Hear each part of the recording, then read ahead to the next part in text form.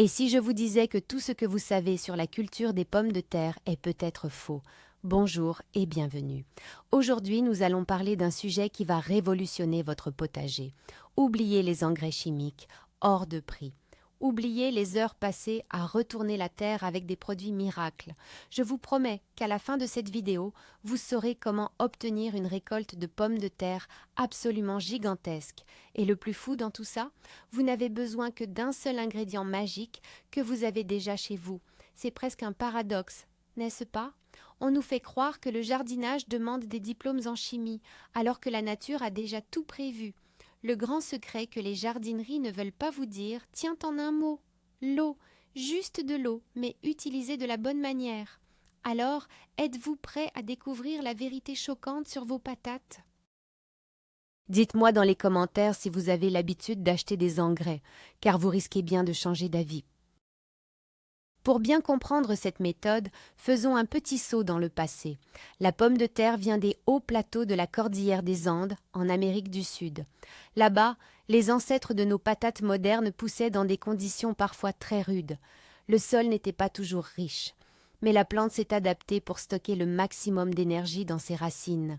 C'est devenu l'un des aliments les plus importants de l'histoire humaine, sauvant des populations entières de la famine. Au fil des siècles, en arrivant en Europe et ailleurs, nous avons commencé à compliquer les choses. Avec l'agriculture industrielle moderne, on a inventé des dizaines de produits pour booster artificiellement ces plantes. On a oublié que pendant des milliers d'années, ces tubercules ont prospéré sans aucune aide chimique extérieure. Aujourd'hui, il est temps de revenir aux bases fondamentales et de comprendre comment cette plante merveilleuse fonctionne réellement au naturel. Mais que se cache-t-il vraiment derrière le grand mythe des engrais chimiques? Laissez-moi vous raconter une petite histoire. Imaginez un de vos voisins. Il passe tous ses week-ends dans les grandes surfaces de jardinage. Il achète des sacs énormes de poudre magique et de liquides mystérieux. Il dépense une véritable fortune en pensant nourrir ses pommes de terre de la meilleure façon possible. Et pourtant, à la fin de la saison, quand vient le moment de creuser, sa récolte est souvent très décevante. Pourquoi cela arrive-t-il? C'est simple, il faut tordre le cou à ce mythe tenace. La pomme de terre est un tubercule incroyablement autonome. C'est une véritable batterie d'énergie naturelle.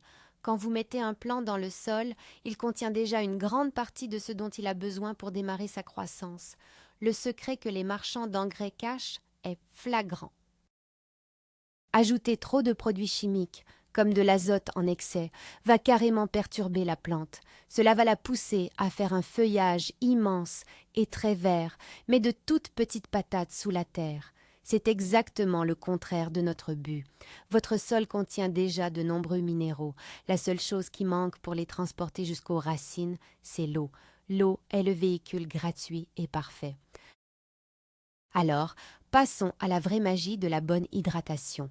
Il faut voir la pomme de terre pour ce qu'elle est vraiment. C'est presque une grosse outre remplie d'eau et d'amidon. Pour vous donner une idée précise, imaginez une éponge complètement sèche. Si vous la posez sur une table, elle est petite, dure et ratatinée. Mais si vous versez un grand verre d'eau dessus, elle gonfle instantanément. Elle devient volumineuse et souple. C'est exactement ce qui se passe sous la terre avec vos tubercules. L'eau est le véritable moteur de l'expansion de la pomme de terre. Sans eau, les cellules de la plante ne peuvent pas se diviser ni grandir. Les nutriments présents naturellement dans votre terre ne peuvent pas voyager à l'intérieur des racines s'ils ne sont pas dissous dans l'eau. C'est un principe biologique incontournable. Une hydratation parfaite et régulière garantit que la plante ne subit aucun stress. Un stress hydrique, même court, stoppe immédiatement la croissance du tubercule. C'est pour cela que parfois vous récoltez des pommes de terre avec des formes bizarres ou des creux. Elles ont eu soif, elles se sont arrêtées de grandir, puis ont repris d'un coup. Pour avoir des patates lisses, grosses et régulières, l'arrosage est votre seule véritable arme secrète.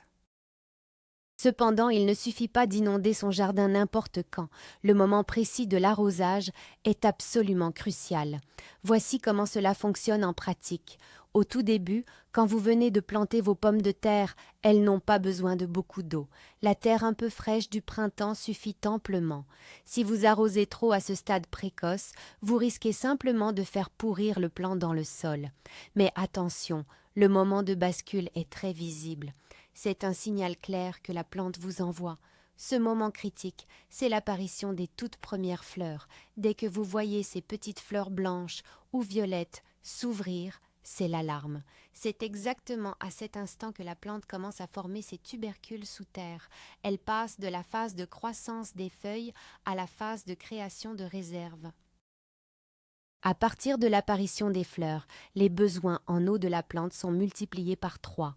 Si vous manquez ce coche, votre récolte sera divisée par 2, peu importe la qualité de votre terre. Donc, surveillez vos plants comme le lait sur le feu. L'apparition des fleurs est le point de départ de votre mission d'arrosage intensif pour obtenir une récolte gigantesque. Maintenant que nous savons quand arroser, posons-nous la question évidente. Quelle quantité d'eau faut-il exactement? C'est ici que l'on trouve la zone d'équilibre parfaite. Ni trop, ni trop peu. Beaucoup de gens font l'erreur d'arroser un tout petit peu tous les jours. C'est une très mauvaise idée. Imaginez que l'on vous donne juste une gorgée d'eau quand vous êtes déshydraté après un marathon. Ça ne suffit pas. Un arrosage superficiel mouille seulement la surface du sol. Les racines de la pomme de terre vont alors rester près de la surface pour chercher cette eau. Le problème, c'est qu'à la surface, il fait chaud et les tubercules risquent de verdir au soleil. La bonne technique est d'arroser profondément, mais moins souvent. Il faut apporter une quantité généreuse d'eau, environ 10 à 15 litres par mètre carré, 1 à 2 fois par semaine selon la chaleur. L'astuce infaillible pour vérifier est le test du doigt. Enfoncez votre doigt dans la terre. Si c'est sec sur plusieurs centimètres, il faut arroser copieusement. Si c'est encore humide en profondeur, attendez un peu. L'eau doit descendre jusqu'au fond des racines pour encourager les tubercules à se développer bien à l'abri, au frais, profondément dans votre sol. Mais attention, l'eau seule peut devenir votre pire ennemi si vous oubliez un détail fondamental. Ce détail, c'est le drainage de votre sol. Pour illustrer cela, imaginez une baignoire. Si vous ouvrez le robinet sans enlever le bouchon, l'eau s'accumule et déborde. Si votre sol est extrêmement lourd et argileux, il agit comme cette baignoire fermée. L'eau va stagner autour des pommes de terre. Les racines, tout comme nous, ont besoin de respirer. Si elles baignent dans l'eau stagnante pendant plusieurs jours, elles vont s'asphyxier et pourrir à une vitesse folle. Toute votre récolte sera transformée en bouillie, malodorante, sous la terre. Le mythe de l'arrosage abondant ne fonctionne que si l'eau peut circuler. Si vous avez une terre très lourde, la solution est simple. Il faut cultiver vos pommes de terre sur des buttes surélevées. En faisant de grosses buttes de terre, l'eau en excès va s'écouler naturellement sur les côtés. Vos patates profiteront de l'humidité sans jamais se noyer. Au contraire, si votre terre est très sableuse, l'eau fuira trop vite. Dans ce cas, il faudra arroser un peu plus souvent. Comprendre comment l'eau voyage dans votre propre jardin est la clé absolue du succès. Pour optimiser cet arrosage et vous faciliter la vie, il y a un allié secret que vous devez utiliser. Il s'agit du paillage. C'est la technique préférée des jardiniers qui ne veulent pas passer leur vie à porter des arrosoirs. Le paillage, c'est tout simplement l'action de couvrir le sol nu avec une épaisse couche de matière organique. Vous pouvez utiliser de la paille, de l'herbe coupée et séchée, ou même des feuilles mortes. Pensez au paillage comme à une grosse couverture isolante que vous mettez sur votre lit.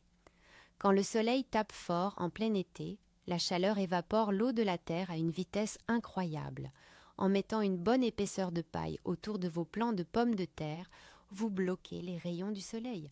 L'humidité reste piégée dans le sol, exactement là où les racines en ont besoin. Résultat, vous réduisez vos corvées d'arrosage de moitié. De plus, le paillage garde la terre bien au frais. Et devinez quoi? Les pommes de terre détestent les sols brûlants. Elles grossissent beaucoup plus vite et de manière plus homogène dans une terre fraîche et humide. En combinant un bon arrosage ciblé et un paillage épais, vous créez le paradis absolu pour une croissance miraculeuse de vos tubercules. Une autre compétence essentielle pour réussir cette méthode est d'apprendre le langage secret de la plante.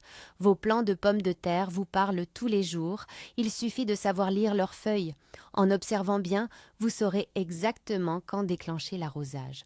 Par exemple, il est tout à fait normal que les feuilles s'affaissent un peu au moment le plus chaud de la journée, vers 14 heures. C'est un mécanisme de protection contre le soleil. Mais si vous sortez le matin de bonne heure ou tard le soir et que les feuilles sont toujours molles et pendantes, c'est un cri de détresse. La plante vous hurle qu'elle a soif. C'est le signe d'une vraie déshydratation. D'un autre côté, si vous remarquez que les feuilles les plus basses commencent à jaunir intensément de manière prématurée, attention, ce n'est pas forcément un manque d'eau, mais cela peut être un signe de pourriture des racines dû à un excès d'arrosage. Le bon jardinier est celui qui observe avant d'agir. Ne vous fiez pas seulement à un calendrier rigide.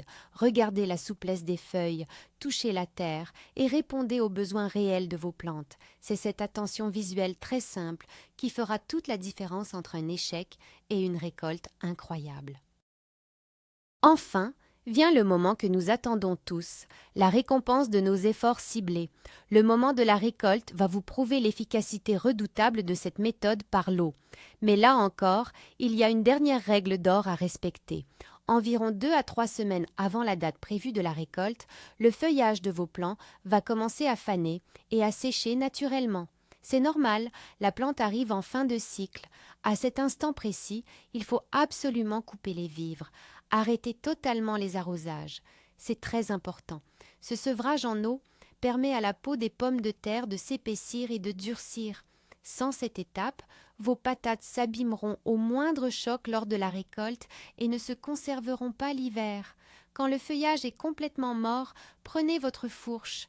En soulevant la terre, vous allez découvrir le trésor. Vous serez émerveillé par la quantité et la taille impressionnante de vos pommes de terre. Des dizaines de tubercules parfaits, gros et lisses, sortiront de terre. Et tout cela en vous rappelant avec fierté que vous n'avez utilisé aucun produit chimique hors de prix. Juste la générosité de la nature, accompagnée d'un arrosage intelligent et parfaitement maîtrisé tout au long de la saison. Voilà, le grand secret est enfin révélé. Vous pensiez devoir vider votre portefeuille en produits miracles, et nous venons de voir que la véritable clé d'une récolte phénoménale coule directement de votre tuyau d'arrosage. La nature est fascinante, n'est-ce pas ? En respectant le cycle de la plante, en guettant l'apparition de la première fleur et en arrosant généreusement mais intelligemment sous un bon paillage, vous garantissez des pommes de terre énormes et délicieuses. C'est un retour aux sources qui prouve que la simplicité est souvent la méthode la plus puissante. J'espère que cette approche va transformer votre façon de jardiner cette année. Merci beaucoup d'avoir regardé cette vidéo jusqu'au bout. Si cette astuce vous a été utile, n'oubliez surtout pas de cliquer sur le bouton s'abonner et de laisser un beau pouce en l'air, cela aide énormément la chaîne.